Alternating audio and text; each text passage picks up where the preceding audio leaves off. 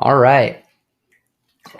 In this video, we're going to go over some tips and tricks for Notion and how I have learned to be a little bit more efficient. Just like with TradingView, there's a couple things that you can do to speed up your workflow and make things happen a little bit quicker. So one of them I already went over in the I don't know, one of the videos, I can't remember which one, but it was how to duplicate.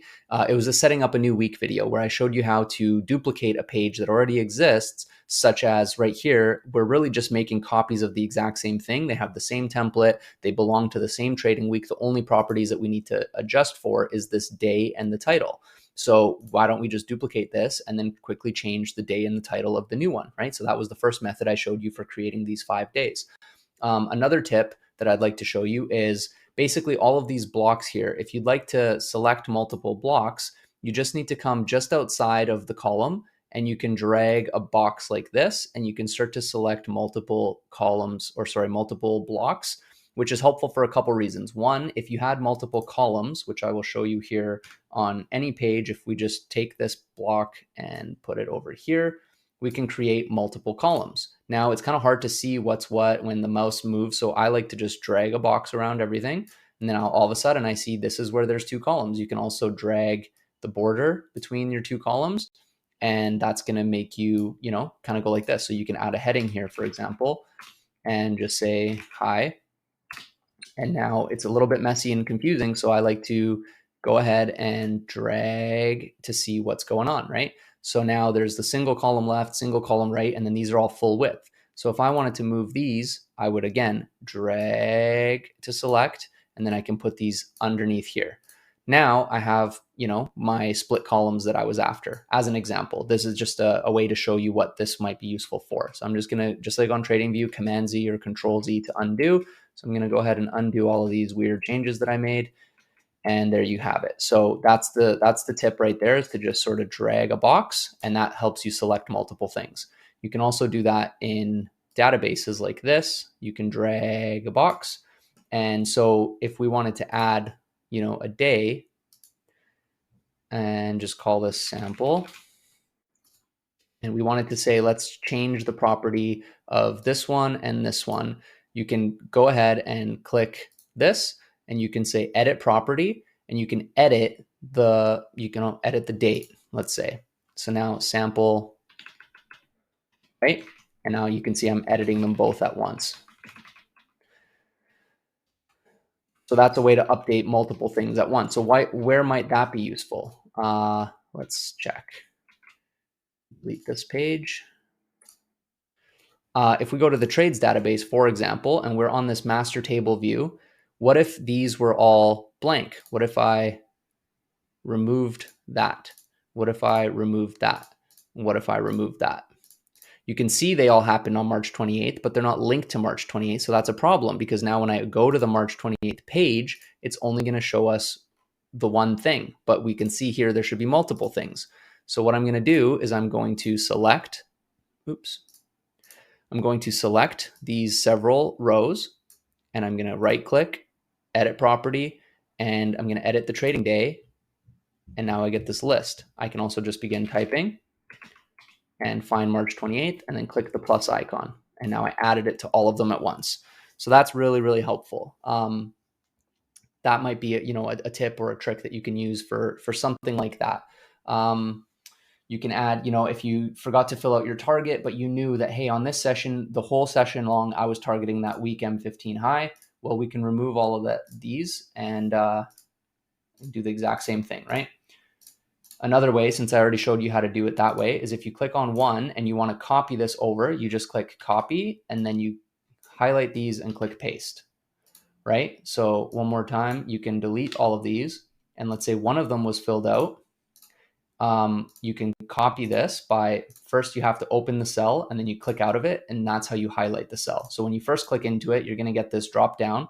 You click out of it and now it's highlighted. So now while it's highlighted, you go Command C if you're on a Mac, or Control C if you're on a Windows. Then you highlight wherever you want to paste it, like this, and we're going to go ahead and click paste, right? So that's how you can batch update. So this is what I said here when this master view can be very helpful, because as you can imagine, it'll be very long and it'll have everything in it. But you can use this concept on any table or any database, right? So let's say this is your master table. So it's going to show you all your trades, taken and case study. And maybe you don't want to edit both types. Maybe you only want to edit your taken trades. Well, go over to the table of your taken trades taken last 30 days, boom. Now these are the ones that you would be editing. And then you can just go like this and drag and select, or drag and select, right? And you can do copies and pastes and those sorts of things there. The other thing that I will show you as a sort of a best practice or a tip or a trick or whatever you want to call it, is more of just a general Notion tip, is when you are in these views, if there's anything additional that you would like to set up, like let's say this week here has a bunch of filters and all this stuff, and you don't want to set this all up all over again, what you can do is right click on the view and duplicate it. And now this one will also have the filter rules already sort of set up right here. So you didn't have to remake that. Now you can change this view from a gallery to a different type by going over here and changing it to, let's say, a calendar view.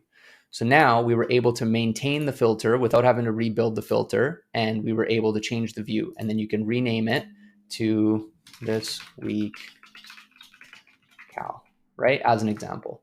And now it's you already know it's a calendar because of this little icon, but you don't want them to be named the same thing. So now you've gone ahead and made a separate view of what you were trying to look at, right?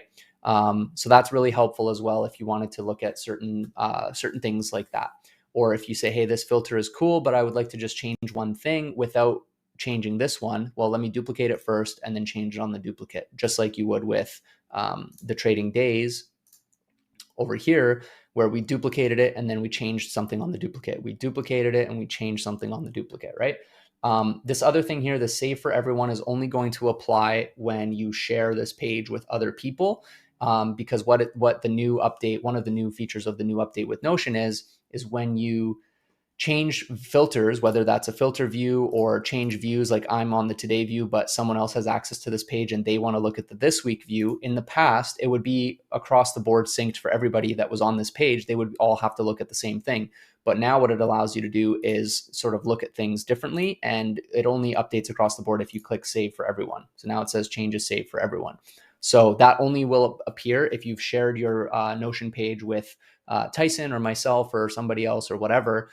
Just to understand what that means when you're editing these types of views, and across the board, it applies only when you click that orange button.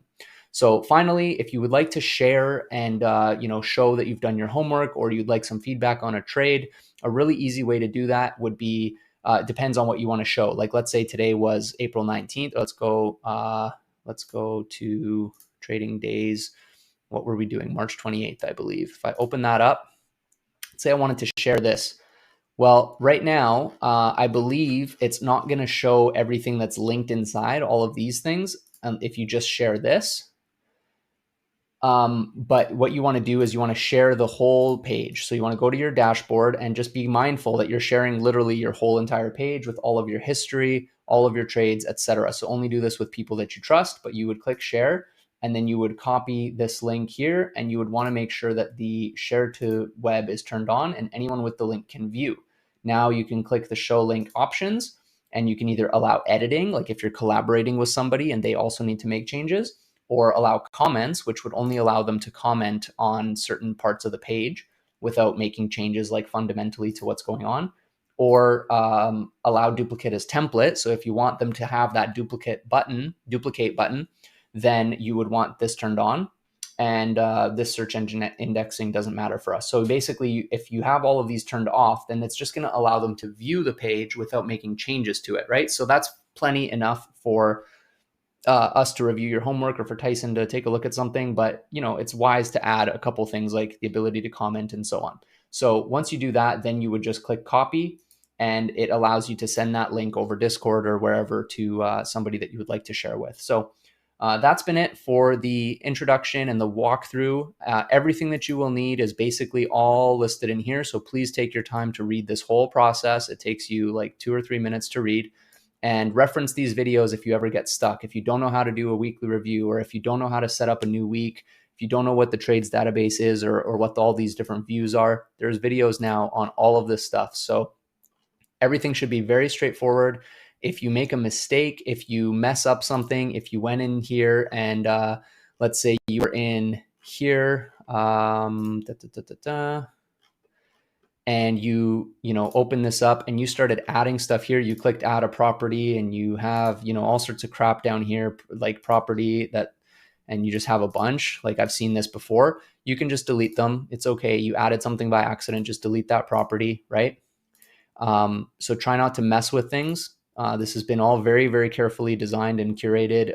Don't rename stuff too much, or only do it if you really know what you're doing. If you have a question, feel free to take a screenshot and share it with the Notion Questions channel in Discord. If it's something private where you don't really want everybody seeing, you can DM me, but please just understand that it may take me a couple days to get back to you. I'm a busy person. I have a lot going on. I'm trying to learn how to trade as well as you are. So just understand that, and it will probably get answered faster if you add it into the main Discord channel. With that being said, I'm looking forward to watching you learn and grow and utilize this template for everything that it's capable of doing in terms of helping you understand the strategy, helping you journal your thoughts and journal your process and identify weak spots and identify where you might be making mistakes, and just progress and progress and progress until you are consistent and funded, which is our ultimate goal here. So with all that being said, thank you for watching this video series, and looking forward to your growth in the community in the days, weeks, months to come. All right, signing off now. Take care.